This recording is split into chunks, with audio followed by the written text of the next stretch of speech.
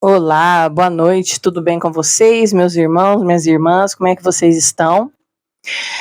Então, hoje é o sétimo vídeo, relativo ao sétimo capítulo do livro Os Pilares de Tubal-Caim, que eu estou me colocando a resenhar aqui nesse meu canal, recém-aberto, e eu vou trazer aqui para vocês o conteúdo desse sétimo capítulo, que se chama Os Filhos da Viúva, que vai falar de maçonaria, tá?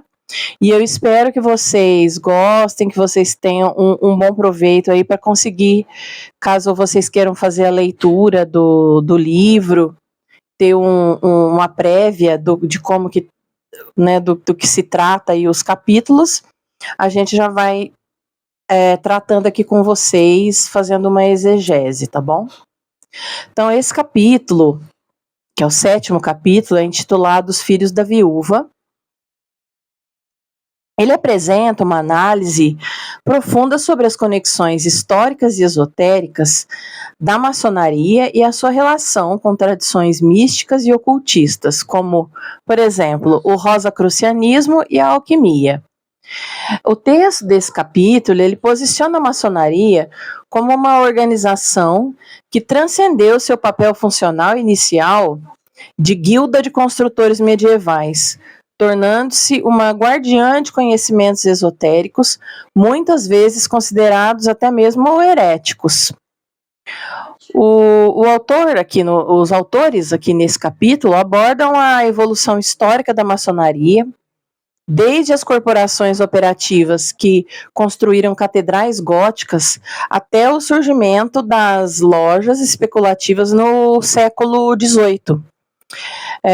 Os autores enfatizam a influência de tradições místicas como a cabala, o sufismo e o próprio rosacrucianismo na formação do simbolismo e das práticas maçônicas.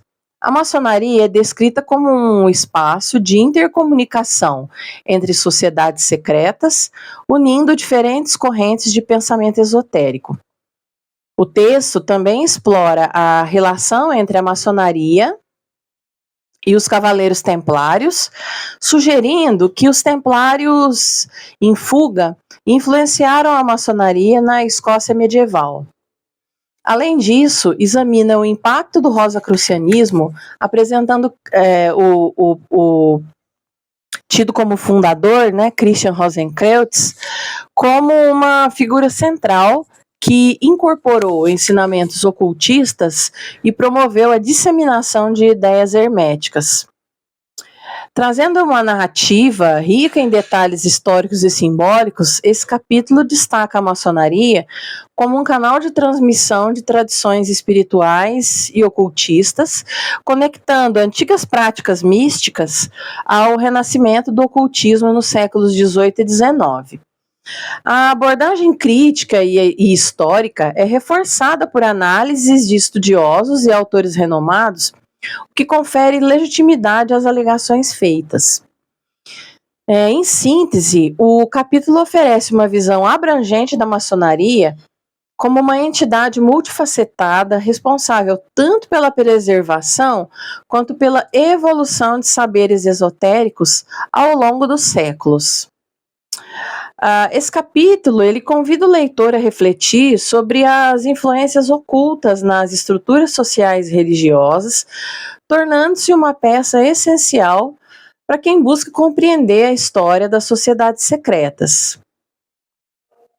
Uma resenha de um texto tão denso e cheio de referências exige um foco em seus principais pontos, dividindo-os em aspectos históricos, simbólicos e interpretativos. Então, apresentando então uma síntese dos temas aqui tratados no capítulo. Então, primeiramente, a gente vai falar sobre a lenda maçônica e a sua relação com mitos antigos. O texto, ele vai explorar as origens lendárias da maçonaria, entrelaçando mitos bíblicos, tradições esotéricas e interpretações simbólicas.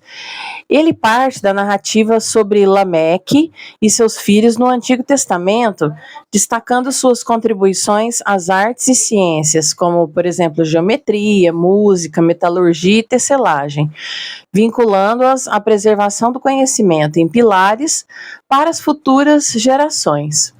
Essa lenda se conecta com elementos associados à maçonaria moderna, como os pilares do Templo de Salomão.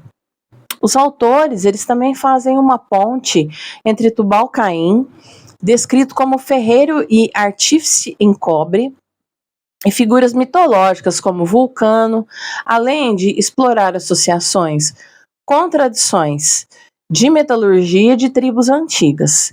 Essa visão amplia a figura de Tubal-Caim para além do contexto bíblico, vinculando a práticas culturais e religiosas mais amplas. A Torre de Babel, outro ponto-chave, é interpretada como um mito histórico, tanto como um mito histórico quanto como um mito espiritual. Na narrativa bíblica, Babel representa a arrogância humana e a busca de transcendência, enquanto no contexto maçônico, a torre reflete o anseio humano por autoconhecimento e reconexão com o divino. O texto ele vai sugerir que a intervenção divina para dispersar a humanidade e confundir suas línguas é uma metáfora para a contenção de tendências luciferianas, ou seja, o desejo de iluminação e autonomia. O texto ele traça, então, paralelos entre o simbolismo de Babel, na maçonaria, e na bruxaria tradicional, especialmente em sua associação com Nimrod e Lúcifer, apresentando-os como arquétipos do espírito humano em busca de transcendência. Essa perspectiva é enriquecida com citações de figuras históricas e interpretações esotéricas, como a de E.W. Liddell, que liga Nimrod ao luciferianismo como uma tentativa de resgatar uma glória primordial.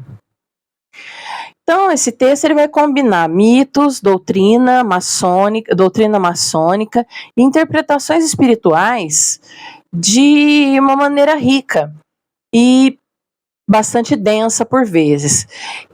O texto se destaca por mostrar como a maçonaria integra elementos simbólicos de diferentes culturas e períodos históricos.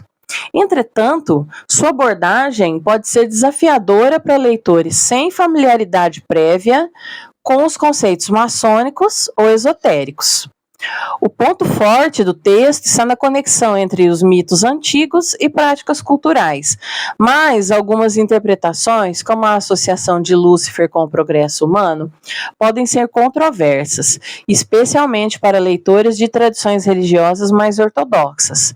O texto também se arrisca a misturar especulação histórica com mitologia, o que pode confundir a linha entre fato e narrativa simbólica. O texto, então, ele mergulha na simbologia e mitologia maçônicas, oferecendo uma perspectiva rica, mas que demanda um olhar crítico e contexto adicional para sua plena compreensão. Ele é valioso para estudiosos do simbolismo, da história religiosa e da maçonaria, embora exija uma certa cautela ao separar narrativa e interpretação. Bom, meus queridos, minhas queridas, esse era o conteúdo que eu tinha a apresentar aqui com relação à resenha desse capítulo. Eu espero que vocês tenham gostado, que tenha sido de proveito para vocês. Deixo aqui meu até logo, meu abraço para vocês, tá bom? Tchau, tchau, até mais.